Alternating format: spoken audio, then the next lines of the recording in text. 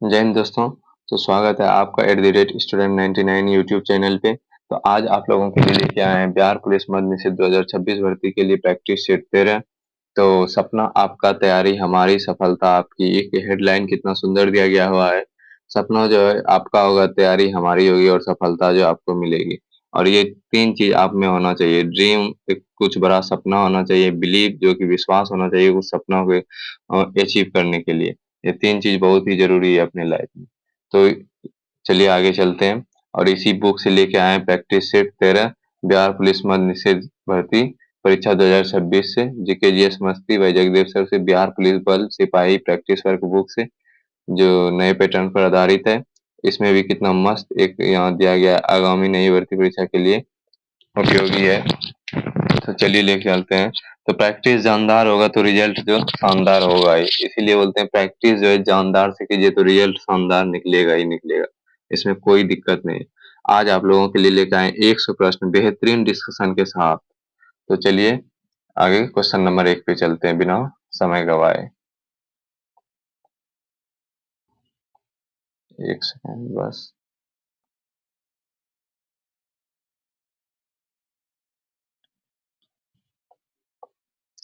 तो चलिए 1 number question देखते हैं हम लोग। मध्य एशियाई संपर्क में धार्मिक विकास के संदर्भ में निम्नलिखित कथनों पर विचार कीजिए। जो निम्नलिखित कथनों पर क्या करता है, विचार करने के लिए कहता है। तो क्या है 1 नंबर में, बहुत से विदेशी शासकों ने भारत आकर शैव, वैष्णव और बौद्ध धर्म को अपना लिया था। ये बात सही है। बौद्ध धर्म में महायान संप्रदाय का उदय हुआ, ये भी सही है। बौद्ध साहित्य के तीनों पिटकों की व्याख्या पूरी की गई, बात तो सही है। बौद्ध धर्म में मूर्ति पूजा का प्रचलन शुरू हुआ, ये भी सही है। तो क्या आंसर हो जाएगा, डी 1 2 3 और 4, ये जो है सही है। अगला क्वेश्चन हो जाएगा आप लोगों का। अशोक के अभिलेख अशोक के अभिलेख में निम्नलिखित शासकों में किसका उल्लेख मिलता है, किसका जो है उल्लेख मिलता है, किसका उल्लेख मिलता है? चोल का उल्लेख मिलता है, पांड्य का उल्लेख मिलता है, चेर या केरल पुत्र का ही उल्लेख मिलता है, यानी कि उपर्युक्त सभी का जो है उल्लेख मिलता है। ऑप्शन नंबर डी हो जाएगा। अगला क्वेश्चन है, निम्नलिखित में किस राजवंश ने रोमन सम्राट ऑगस्टस के दरबार में राजदूत भेजे थे? किस राजवंश रोमन सम्राट ने भेजे थे? तो किसने भेजे थे? तो भेजे थे पांड्य ने। ऑप्शन नंबर हो जाएगा सी। क्या हो जाएगा? सी, पांड्य ने। अकबर की गुजरात विजय के संदर्भ में निम्नलिखित कथनों में कौन सा असत्य है? अकबर की गुजरात विजय के संदर्भ में निम्नलिखित कथनों में कौन सा असत्य है? कौन जो है असत्य है? इस अभियान में मिर्जाओं ने अकबर का साथ दिया, ये जो है असत्य है। भारत में स्थानीय शासन का आरंभ किस वायसराय के काल में हुआ था? किस वायसराय के काल में हुआ था? तो लॉर्ड रिपन के वायसराय के काल में हुआ था। Option number C. अगला क्वेश्चन है, 1857 के विद्रोह के बाद ब्रिटिश ने किन्हीं लड़ाकू जाति घोषित किया? किन्हीं लड़ाकू जाति घोषित किया था? तो पंजाबियों को, बिहारियों को और गोरखाओं को, यानी कि केवल एक दो और गोरखाओं को नहीं, पठानों को, सॉरी, गोरखाओं को नहीं होगा, पठानों को। ऑप्शन नंबर सी हो जाएगा, 1 3 और 4। 1 3 और 4, तो इसमें 1 3 और 4 होगा। तो इसका हो जाएगा पंजाबियों को, गोरखाओं को और पठानों को, सॉरी मिस्टेक। केवल 1 3 और 4। दीनबंधु मित्र ने अपना नाटक नील दर्पण किस विषय वस्तु के संदर्भ में लिखा था? किस विषय वस्तु के संदर्भ में लिखा था? तो नील उत्पादक किसानों का उत्पीड़न, उत्पीड़न में लिखा था। क्या? ऑप्शन नंबर डी हो जाएगा। अगला क्वेश्चन। अगला क्वेश्चन है 8 नंबर। 19वीं और 20वीं शताब्दी में भारत के एकीकरण में किन कारकों का योगदान रहा? किन कारकों का योगदान रहा था? तो रेलवे का रहा था, तार का रहा था और डाक व्यवस्था का रहा था। ऑप्शन नंबर डी आंसर हो जाएगा। अगला क्वेश्चन, निम्नलिखित कथनों पर विचार कीजिए। निम्नलिखित कथनों पर जो है विचार करने के लिए बोल रहा है। तो इससे क्या हुआ, भारतीय राष्ट्रीय कांग्रेस की स्थापना दिसंबर 1885 में हुई थी, सही बात है। और क्या बोलता है, भारतीय भारतीय राष्ट्रीय कांग्रेस के पहले अधिवेशन का आयोजन बम्बई में किया गया, ये भी बात तो सही है। भारतीय राष्ट्रीय कांग्रेस के पहले अधिवेशन का अध्यक्षता ए ओ ह्यूम ने की थी? नहीं। तो ऑप्शन नंबर सी हो जाएगा केवल एक और दो। क्या हो जाएगा? केवल एक और दो। 1840 में बम्बई प्रांत में स्थापित परमहंस मंडली का मुख्य उद्देश्य क्या था? तो मूर्ति पूजा तथा जाति प्रथा का विरोध करना जो मुख्य उद्देश्य था। अगला क्वेश्चन है, बोल्शेविक पार्टी का नेता कौन था? बोल्शेविक पार्टी का नेता कौन था? तो लेनिन था। कौन था? लेनिन था। कौन था? लेनिन था। चीनी क्रांति 1949 में किसके नेतृत्व में हुई? चीनी क्रांति 1949 में किसके नेतृत्व में हुई थी? तो मो उत्संग के नेतृत्व में हुई थी। माओ से तुंग के नेतृत्व में हुई थी। ऑप्शन नंबर ए। चोल कांस्य से मूर्ति किससे संबंधित है? चोल कांस्य मूर्ति की मूर्तियां किससे संबंधित है? तो चोल काल से संबंधित है। Option number C. किससे संबंधित है? चोल काल से संबंधित है। नटराज किस देवता का रूप है? नटराज जो है किस देवता का रूप है? तो शिव का रूप है। किस देवता का रूप है? शिव का रूप है। निम्नलिखित रीतों का उनके शाब्दिक अर्थों से मिलान कीजिए। उनका जो शाब्दिक अर्थ है उससे मिलान करने के लिए बोल रहा है। तो देखिए, प प्रमादेश, हम आदेश देते हैं। हम आदेश देते हैं। दो हो जाएगा इसका। क्या होता है? बंदी प्रत्यक्षकरण, शरीर तुम्हारा हो सकता है। को वारंटो क्या हो जाएगा? किस अधिकार से? सर्टी और आरीर, हम आदेश देते हैं। सॉरी, हम आदेश नहीं, प्रमाणित सूचित किया जाना। प्रमाणित सूचित किया जाना क्या हो जाएगा इसका? इसका हो जाएगा 3 नंबर, प्रमाणित सूचित किया जाना।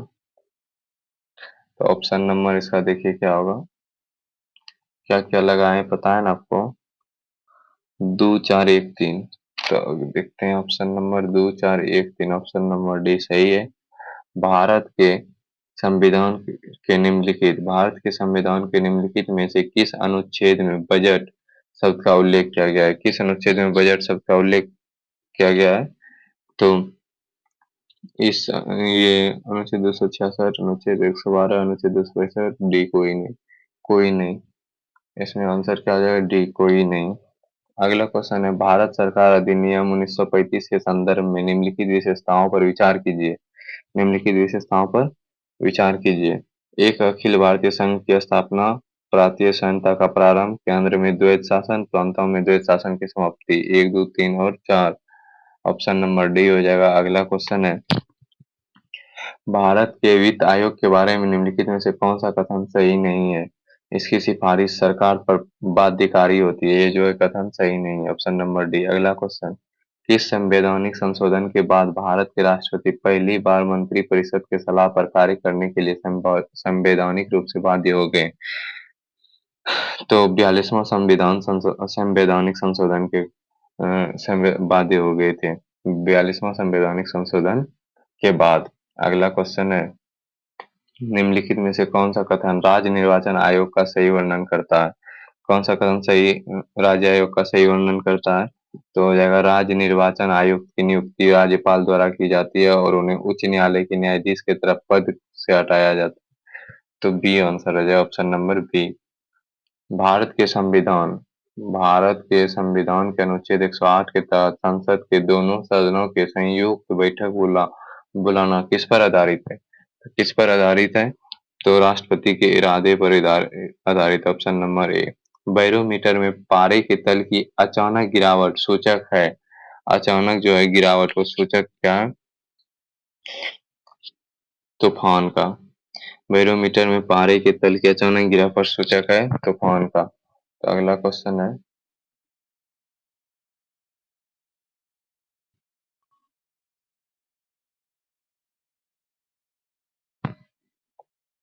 सूची 1 को सूची 2 के साथ सम्मिलित कीजिए। सूचियों के नीचे दिए गए कोड का प्रयोग करें। सही उत्तर चुनिए। सूची 1 स्थानीय पवन और सूची 2 क्षेत्र। जो स्थानीय पवन है वो किस किस क्षेत्र में, वही मिलान करने के लिए बोल रहा है। तो देखिए, फोन जो है अल्फा पास में 4 हो जाएगा। सिमोम कुर्दिस्ताना, सेंटाना कैलिफोर्निया, जोंडा अर्जेंटीना। ये हो जाएगा ऑप्शन नंबर आपका बी। 4 2 3 1। Option number B. 4 2 3 1। 23 का बी। अगला क्वेश्चन, कोरमंडल तट, कोर निम्नलिखित दो राज्यों का घर है। कोरमंडल तट जो निम्नलिखित दो राज्यों का घर है, तमिलनाडु और आंध्र प्रदेश का। किसका किसका? तमिलनाडु और आंध्र प्रदेश का। ऑप्शन नंबर डी, भारत का पूर्वी तट डैश है। भारत का जो पूर्वी तट क्या है? निम्न तलछटी तट है। निम्न तलछटी तट है। बांदीपुर नेशनल पार्क कहाँ है? बांदीपुर नेशनल पार्क कर्नाटक में है। कहाँ है? कर्नाटक में। नेताजी सुभाष चंद्र बोस अंतर्राष्ट्रीय हवाई अड्डा कहाँ स्थित है? नेताजी सुभाष चंद्र बोस हवाई अड्डा कहाँ स्थित है? तो कोलकाता में स्थित है। कहाँ स्थित है? कोलकाता में स्थित है। भारत का जनगणना 2011 के अनुसार 2001 से 11 के लिए भारत की 10 की जनसंख्या वृद्धि दर लगभग कितना है? 17.64%। कितना है? 17.64%। 2011 की जनगणना के निष्कर्षों के अनुसार भारत में सबसे धनी आबादी वाला राज्य केंद्र शासित प्रदेशों को छोड़कर कौन सा है? कौन सा है? तो बिहार है, जो कि धनी आबादी वाले क्षेत्र को छोड़कर 2011 की जनगणना के अनुसार निष्कर्ष के अनुसार भारत में सबसे धनी आबादी वाला राज्य केंद्र शासित प्रदेश को छोड़कर बिहार जो है बहुत धनी आबादी वाला राज्य है। कौन सा क्षेत्र क्षोभ मंडल को समताप मंडल से अलग करता है? कौन सा क्षेत्र जो क्षोभ मंडल को समताप मंडल, क्षोभ सीमा जो है क्षोभ मंडल को समताप मंडल से अलग करता है? कांगर और कुल्लू घाटी भारत के किस राज्य में स्थित है? कांगर और कुल्लू घाटी भारत के हिमाचल प्रदेश में स्थित है। ऑप्शन नंबर बी, कहाँ स्थित है? हिमाचल प्रदेश में स्थित है।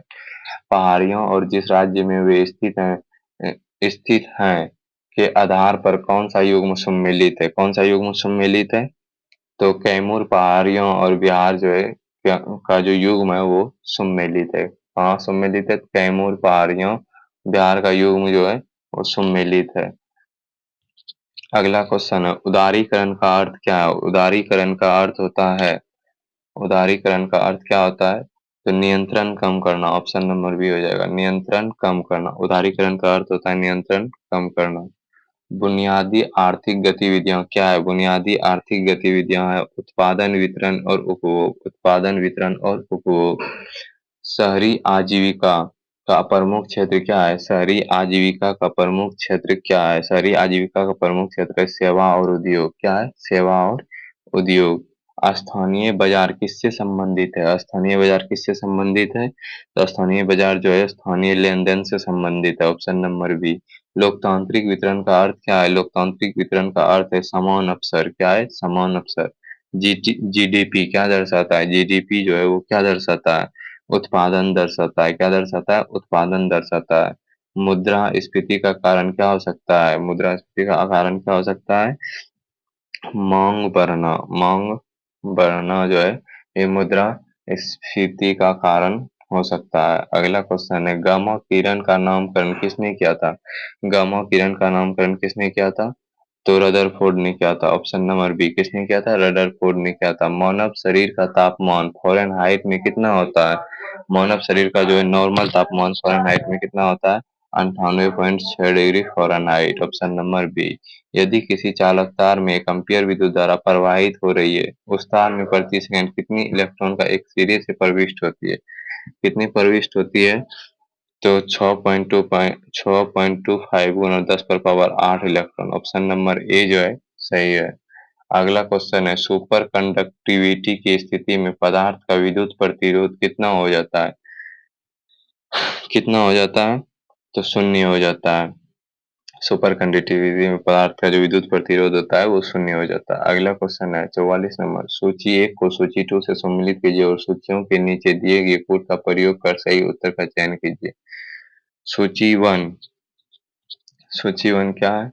रदरफोर्ड, परमाणु का नाभिकीय मॉडल रदरफोर्ड। जेम्स चैडविक का न्यूट्रॉन। मेघनाथ साहा, मेघनाथ साहा का क्या हो जाएगा आपका? तापिक आयन, तापिक आयन ही होगा। सत्येंद्र नाथ बोस, सत्येंद्र नाथ क्वांटम सांख्यिकी। ऑप्शन हो जाएगा आपका 4 1 2 3, 4 1 2 3। ऑप्शन नंबर ए सही है। अगला क्वेश्चन है, निम्नलिखित में से मेथिलीन क्लोराइड का रासायनिक सूत्र है। निम्नलिखित में से मेथिलीन क्लोराइड का रासायनिक सूत्र क्या है? तो चलिए आते देखते हैं ऑप्शन क्या है।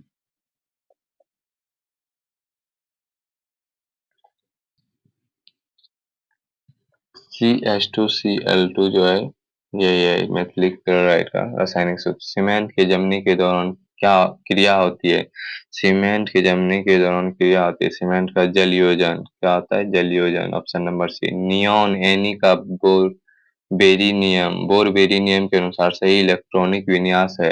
बोरबेरी के कौन सा सही इलेक्ट्रॉनिक विन्यास है? तो 2 जो 8 है वो सही इलेक्ट्रॉनिक विन्यास है। बारूद में गंधक की उपस्थिति डैश होता है और बारूद में गंधक की उपस्थिति। बारूद में गंधक की उपस्थिति ज्वलन ताप को घटाती है। क्या होती है? ज्वलन ताप को घटाती है।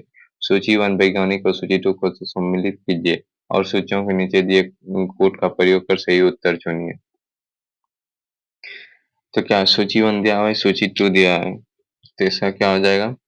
गोल्डस्टीन का प्रोटॉन, चैडविक का न्यूट्रॉन, जे थॉमसन का इलेक्ट्रॉन, जॉन डाल्टन का परमाणु सिद्धांत।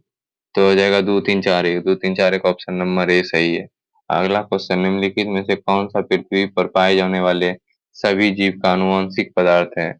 कौन सा है? तो न्यूक्लियक अम्ल है। न्यूक्लिक अम्ल। गोल्डन चावल एक प्रचुरतम स्रोत है। गोल्डन चावल एक प्रचुरतम स्रोत है किसका? कौन सा विटामिन का?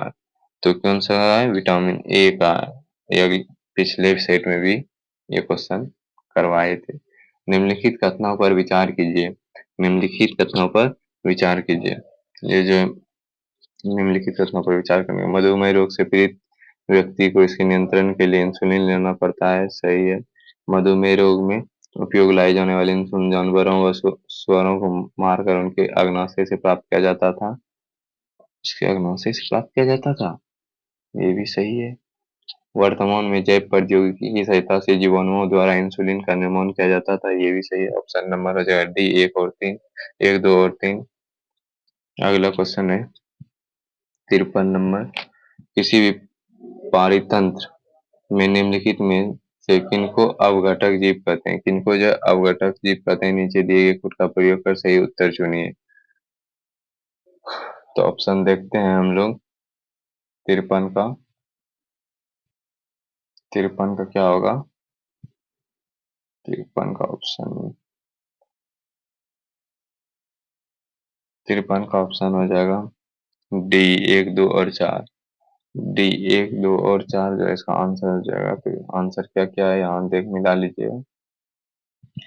1 2 और 4 केचुआ, जीवाणु और कवक, ये जो है सही उत्तर है। अगला क्वेश्चन देखिए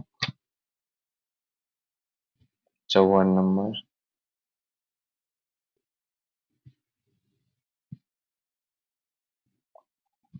निम्नलिखित में से किस पारिस्थितिकी तंत्र की उत्पादकता सबसे कम है? किसका कम है? तो समुद्र का कम है। अगला क्वेश्चन, एक खाद्य श्रृंखला में निम्नलिखित में से सर्वाधिक संख्या किसकी होती है? तो प्राथमिक उपभोक्ता की होती है। पारिस्थितिकी तंत्र में निम्नलिखित में से कौन सा जैव बार खाद्य पिरामिड उल्टा हो जाता है? कौन उल्टा हो जाता है? तो समुद्र का जो है उल्टा हो जाता है। ईमेल का प्रयोग किसके लिए होता है? ईमेल का प्रयोग किसके लिए होता है? संदेश भेजने के लिए होता है। निम्न में से कौन सा अनवीकरणीय संसाधन नहीं है? तो सौर ऊर्जा जो है अनवीकरणीय संसाधन नहीं है। यूट्रोफिकेशन किससे संबंधित है? यूट्रोफिकेशन जो है जल प्रदूषण से संबंधित है। जल का मुख्य कार्य क्या है? जल का मुख्य कार्य हो जाएगा आपका जल और खनिज लेना। जल और खनिज लेना। निम्न में से कौन सा सही मिलान है? कौन सा जो है वो की सही मिलान है? ऑस्कर और सिनेमा। हाँ, सिनेमा को ही ऑस्कर मिलता है, नोबेल खेल को नहीं मिलता, अर्जुन जो साहित्य को नहीं मिलता, पद्मश्री विज्ञान को नहीं, और ऑस्कर जो है सिनेमा को ही मिलता है। ये जो सही मिलान है। निम्न में से कौन सा कथन सही है? निम्न में से जो कथन टैगोर ने नोबेल पुरस्कार जीता हुआ सही है। ऑप्शन नंबर ए। निम्न में से कौन सा युग्म सही सम्मिलित नहीं है? कौन सा युग्म जो सही सम्मिलित नहीं है? बर्लिन दीवार का पतन 1987 में हुआ था, ये युग्म सही नहीं है। निम्न में से कौन सा गलत है? निम्न में से कौन सा गलत है? बाल दिवस 12 नवंबर को नहीं 14 नवंबर को मनाया जाता है। तो ये भी ये जो है गलत है। अगला क्वेश्चन, निम्न में से कौन सा गलत है? निम्न में से कौन सा गलत है? गलत कौन सा है? तो यूएस ओपन क्रिकेट जो जो गलत है। अगला क्वेश्चन, किस स्थान में गंगा नदी समतल भूमि पर बहना प्रारंभ करती है? किस स्थान पर करती है? तो चलिए ऑप्शन देखते हैं हम लोग। 66 नंबर का ये समतल पर बना गंगा हरिद्वार में जो है ऑप्शन नंबर ए जो होगा। बिहार का सर्वाधिक वन क्षेत्र वाला जिला कौन सा है? वन क्षेत्र वाला जिला सर्वाधिक कौन सा है? तो इसका आंसर हो जाएगा आप हम लोगों का बी, कैमूर जो है वन क्षेत्र वाला जिला, सर्वाधिक वन क्षेत्र वाला। बिहार में विद्युत इंजन का कारखाना स्थित है। बिहार में विद्युत इंजन का कारखाना कहाँ स्थित है? मधेपुरा में स्थित है।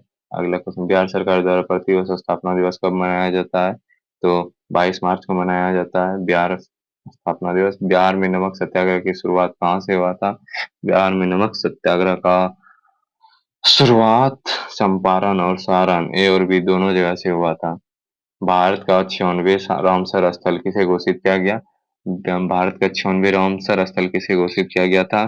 तो सिले झील को, सिली झील को। ऑप्शन नंबर ए हो जाएगा। महिला शांति और सुरक्षा सूचकांक 2025-26 में भारत का स्थान क्या था?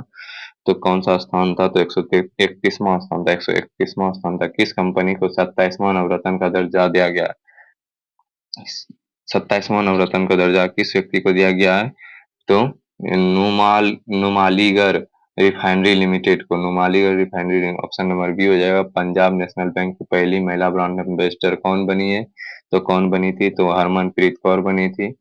भारत के 53वें चीफ जस्टिस के तौर पर किसने शपथ ली है? किसने शपथ ली है भारत के 53 में? तो इसका हो जाएगा doctor justice Suryakant. Option number D हो जाएगा। किस देश में स्थित माउंट सेमरू ज्वालामुखी में विस्फोट हुआ है? तो कहाँ विस्फोट हुआ था? इंडोनेशिया में जो है माउंट सेमरू ज्वालामुखी विस्फोट हुआ था। हाल ही में संगाई फेस्टिवल किस राज्य में मनाया गया?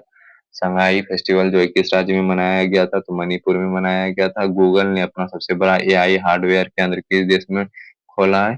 किस देश में खोला है? तो ताइवान में खोला है। ऑप्शन नंबर सी हो जाएगा। दुनिया के तीसरे सबसे अमीर व्यक्ति कौन बन गए हैं? दुनिया के जो है तीसरे सबसे अमीर व्यक्ति कौन बन गए हैं? तो लेरी पेज जो है दुनिया के सबसे तीसरे अमीर व्यक्ति बन गए हैं। फीफा विश्व कप के लिए क्वालिफाई करने वाला सबसे छोटा देश कौन बन गया है? कौन बन कारू कुरुकाओ जो है सबसे छोटा देश बन गया था क्वालिफाई करने वाला फीफा विश्व कप में। तो अगला क्वेश्चन है 81 नंबर।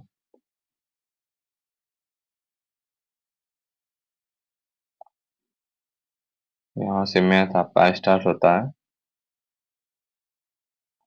तो इसके लिए जगह भी होना चाहिए।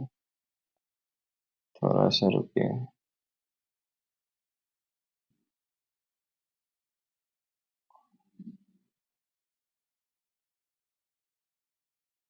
इसी आपको समझाने का कोशिश करेंगे हम। देखिए, किसी कस्बे की वर्तमान जनसंख्या 10,630 है, ठीक? इसमें 2 क्रमिक वर्षों में 25% और 50% की वृद्धि होती है, ठीक है? 2 वर्षों में जो है क्रमिक रूप से वृद्धि होती है। पहला वर्ष में होता है 25%। पहला वर्ष में क्या कितना होता है? फर्स्ट वर्ष में होता है 25%। दूसरे वर्ष में होता है 50%। और लेकिन तीसरे वर्ष में 68% की कमी हो जाती है। जो तीसरे वर्ष में होता है वो 68% की कमी हो जाती है। क्या होता है? इसमें कमी हो जाती है 68% की। तो अंत में कस्बे की जनसंख्या कितनी है? तो अंत में कस्बे की जनसंख्या कितनी है? तो देखिए, हम आपको बताते हैं। तो ये जो है 25 का आप निकाल लीजिएगा फ्रैक्शन वैल्यू, तो 1/4 होगा। तो इसमें वृद्धि हो जाएगा, तो 4 से हो जाएगा 5। क्या हो जाएगा? 4 से हो जाएगा 5। और 50 का फ्रैक्शन वैल्यू हो जाएगा 1/2। तो इसमें अगर वृद्धि हुआ तो हो जाएगा 3/2। और 68 का फ्रैक्शन वैल्यू कितना हो जाएगा? 16/8। नहीं सॉरी, 34/8। क्या हो जाएगा? 34/8 हो जाएगा। तो इसमें कमी हो रहा था, इसमें घटेगा तो की हो जाएगा 25/8। तो 25/8 हो जाएगा। तो इस सबका फ्रैक्शन वैल्यू जोड़ लीजिएगा। यहाँ जगह कम है लेकिन बताने में बन नहीं रहा, बता देते हैं फिर भी। 4 से कितना हुआ था? 4 से हुआ था 5। और कितना हुआ था? 2 से हुआ था 3। और कमी कितना हुआ था? 25 से 8। तो ये सब गुना कीजिए। 25 चौके 100, 100 गुना 2 कर लीजिएगा, टोटल हो जाएगा 200। और इसमें हो जाएगा 8 पंचे 40 थे 120, तो 120 ये जो 200 है ये किसका मान है? ये 10,630 का मान है। किसका मान है? तो 10,630 का मान है। और हमको चाहिए किसका मान? तो 120 का मान, ताकि हमको तो तीसरे वर्ष के अंत में जो जनसंख्या थी वो मिल जाएगा। तो क्या लिखेंगे यहाँ? 10,630 बट्टे 200 और मान किसका चाहिए हमको? 120 का। तो 120 से इसको कटा दीजिएगा तो आंसर निकल जाएगा आपका कितना? ऐसे 120 से 0 कटा दीजिए, 5 से 4 बार में 20 हो जाएगा, 4 से 5 बार में 20 हो जाएगा और 3 बार में 12 हो जाएगा। 5 से इसको कटा दीजिएगा तो कितना बार में कटेगा? तो 21 26 2126 बार में कटेगा। 3 से गुणा कर दीजिएगा तो आंसर आ जाएगा 6378। Option number D. तो हमको पता है कि आपको नहीं समझ में आया होगा, काहे कि जगह नहीं था इसीलिए। तो एक दिन आप लोगों के लिए लेके आएंगे सिर्फ मैथ, जितना भी मैथ है पूरे प्रैक्टिस सेट में वो सब मैथ का ही क्वेश्चन करवा देंगे। चलिए चलते हैं अगले क्वेश्चन पे। इसका आंसर डी हो जाएगा, तो आप लोगों को आंसर ही बता देते हैं काहे कि ऐसे समझ में आएगा नहीं। तो 82 का हो जाएगा आपका सी 500। अगला क्वेश्चन है 83 का हो जाएगा आपका सी 1881। 84 का हो जाएगा आपका डी 16%। सपना ने इतना। 85 का हो जाएगा आपका ए 7600। और 86 का हो जाएगा आपका 13,000। 87 का हो जाएगा 87 का हो जाएगा आपका 407। इसमें तो आसान है, प्लस माइनस को सिर्फ यहाँ बदलना है, उसके बाद सॉल्व कीजिएगा तो आंसर निकल जाएगा। इस 88 का हो जाएगा बी -28।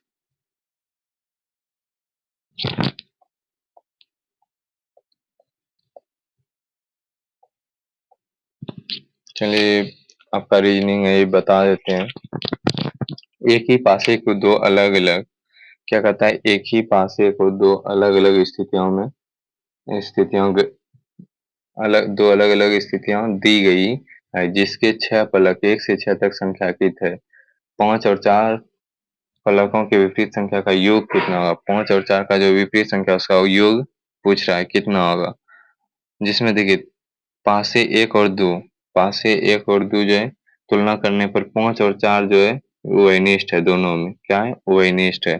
तो जो है 6 और 1 दूसरे के विपरीत हो जाएगा। 6 जो है एक दूसरे के विपरीत हो जाएगा। 6 का 1, 1 का 6 विपरीत हो जाएगा। यानी जो बचा क्या? 2 और 3 बच गया। और 2 2 3 या 3 और 2 2 या 3 या 2 या 3 आप ले सकते हैं, या 3 3 या 2 ले सकते हैं, ठीक। तो 5 और 4 के विपरीत होंगे, यही जो है 5 और 4 के यही विपरीत होंगे, 2 3 या 3 2। इसका योग पूछ रहा है, 2 और 3 को जोड़ेंगे कितना हो जाएगा? 5 हो जाएगा 2 3 को जोड़ने पे। तो यही आंसर हो जाएगा इसका डी। क्या हो जाएगा? तो इसका आंसर हो जाएगा, जैसे विपरीत होगा 2 और 3, 5 और 4 का, तो इसका जोड़ेंगे 2 + 3 तो हो जाएगा 5। तो ऑप्शन नंबर डी जो है सही है। अगला क्वेश्चन। एक आदमी की ओर इशारा करते हुए एक लड़की ने कहा, यह मेरे पति के पिता हैं। वह आदमी उस लड़की के पति से किस प्रकार संबंधित है? जो है किस प्रकार से संबंधित? आदमी ने लड़की के क्या क्या, एक आदमी इशारा करते हुए एक लड़की ने कहा, यह मेरे पति के पिता है। लड़की ने क्या क्या? ये मेरे पति के पिता हैं, पति के पिता हैं। तो वह आदमी उस लड़की से क्या संबंधित है? उसका जो पति है उसका पिता। मान के चलिए कोई लड़की है, ठीक, कोई लड़की, इसका जो है पति, इसका जो हस्बैंड होगा, ठीक। तो इसका जो पिता होगा, इसका जो है फादर होगा, ठीक। इसका जो पिता, इसका हस्बैंड के इसका पिता होगा तो क्या होगा? क्या कहते हैं, एक आदमी की ओर इशारा करते हुए एक लड़की ने कहा, ये मेरे पति के पिता है। ये पिता के भी पिता है इसके, यानी कि ये हस्बैंड के पिता इसके भी पिता हैं। तो वह आदमी उस लड़की के पति से किस प्रकार संबंधित है? इससे किस प्रकार संबंधित है? इसके पापा, इसके फादर, तो पापा होंगे, पापा के पापा इसको क्या लगेंगे? तो दादा लगेंगे। तो ऑप्शन नंबर डी हो जाएगा आंसर इसका, दादा। समझ में आ गया होगा उम्मीद करते हैं। और चलिए अगले question. In the given sentence identify the segment which contains a grammatical error the country has to struggle with the problems of child labor। इस जगह से देखिए, इस जगह से क्वेश्चन है। The country has to struggle with the problems of child labour. कहाँ गलती है, कहाँ गलती? To struggle with, to struggle with, इसमें जो है गलती है। ऑप्शन नंबर क्या हो जाएगा? बी। ऑप्शन नंबर दो जगह बी दे दिया। अच्छा, एगो सी बना लीजिएगा, एगो बी बना लीजिएगा, कोई बात नहीं है, मिस्टेक होता है, यहाँ सी होगा। ऑप्शन नंबर सी जो है सही जवाब। Select the wrongly split word. Select the wrong, wrong कौन सा है इसमें? जो रॉन्ग है कौन सा है? जो रिस्पेक्टफुल है वो रॉन्ग है, ऑप्शन नंबर बी सही है। Choose the incorrectly split word. कौन सा जो इनकोरेक्ट है? तो वही फिर बात होला है, स्ट्रक्चर जो है ये इनकोरेक्ट है, option number A. Choose the sentence with no spelling error. इसमें आपका क्या हो जाएगा? इसमें हो जाएगा we can never solve our problems. Option number जो है सी आपका आंसर हो जाएगा। क्या होगा? तो ऑप्शन नंबर जो सी है ये आपका आंसर हो जाएगा। अगला क्वेश्चन है, select the most appropriate antonym of the underlined word the given sentence. He had hundreds of courteous scientists, courteous scientists, sorry। तो इसका क्या हो जाएगा आंसर? डिफिडेंट। क्या हो जाएगा? डिफिडेंट, ऑप्शन नंबर ए। अगला क्वेश्चन, अनिवार्य का विपरीतार्थक शब्द होगा। अनिवार्य का विपरीतार्थक शब्द क्या होगा? ऐच्छिक। क्या होगा? ऐच्छिक। आमिष का विलोम शब्द होगा आमिष, निरामिष। आमिष का क्या होगा? निरामिष, ऑप्शन नंबर बी। जो स्त्री सूर्य भी ना देख सके के लिए एक शब्द है। जो स्त्री सूर्य भी ना देख सके उसके लिए एक सिर्फ शब्द क्या होगा? औसूर्यम पश्या, औसूर्यम पश्या, ऑप्शन नंबर सी। अवसर के अनुरूप बदल जाने वाले को कहते हैं, अवसर के अनुरूप बदल जाने वाले को क्या कहते हैं? अवसरवादी कहते हैं। क्या कहते हैं? अवसरवादी कहते हैं, ऑप्शन नंबर डी। टल जाने के अर्थ में कौन सा मुहावरा प्रयुक्त होता है? टल जाना, कटाई में पड़ना, कटाई में पड़ना। टल जाने के अर्थ में कौन सा मुहावरा प्रयुक्त होता है? कटाई में पड़ना। तो उम्मीद करते हैं कि आप लोगों को सब क्वेश्चन बहुत अच्छे से समझ में आया होगा। तो आप लोग बताइएगा कि 100 में आपका कितना सही हुआ, और कमेंट में जरूर बताइएगा। और आप लोगों से एक और रिक्वेस्ट है कि जिस यूट्यूब चैनल पे डेली आप ये क्लास करते हैं उसका नाम है @student99 यूट्यूब चैनल, जो कि आप लोग इस पे भरपूर सपोर्ट कीजिए और लाइक कीजिए, सब्सक्राइब कीजिए। आप लोग से ये उम्मीद है कि आप लोग जरूर लाइक और सब्सक्राइब करते होंगे। यही मेरा यूट्यूब चैनल का नाम है, तो आप लोग जरूर इसको सपोर्ट कीजिए। आज के लिए इतना ही दोस्तों। तो आप लोग को बहुत ही अच्छा लगा होगा क्लास।